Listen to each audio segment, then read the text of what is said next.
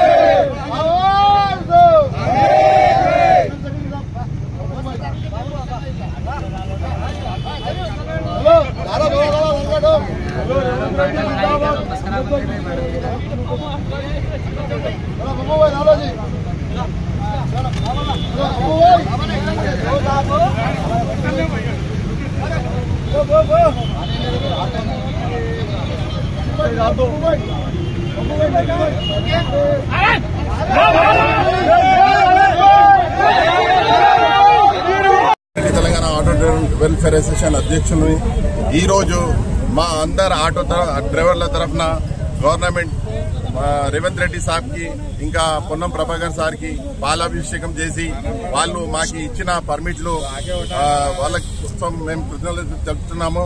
మా అందరు డ్రైవర్ల తరఫున మేము మీడియా ద్వారా గవర్నమెంట్ కి ఇచ్చేస్తున్నాము. పర్మిట్ల విషయంలో మీరు మంచిగా స్పందించి 40,000 పర్మిట్లు ఓపెన్ చేసి 40,000 ఫ్యామిలీని ఉపాధి దొరికినట్టు మీరు మా డ్రైవర్ల కోసం పనిచేసినారు. మీకు చెప్తూ ఇంకా వేరే విషయాలు కూడా 12,000 నెలకి సంవత్సరానికి ఇస్తారని, మళ్ళా ఆటోమీటర్ ఛార్జీలు పెంచుతారని మీ మీద మాకు నమ్మకం ఉంది. ఇంకా పొన్నం ప్రభాకర్ సార్ అతి త్వరలోనే వెల్ఫేర్ బోర్డు కూడా ఇస్తారని హామీ ఇచ్చినారు. మేము పొన్నం ప్రభాకర్ సార్కి తెలుపుతూ వాళ్ళకి ధన్యవాదాలు చెప్తున్నాము.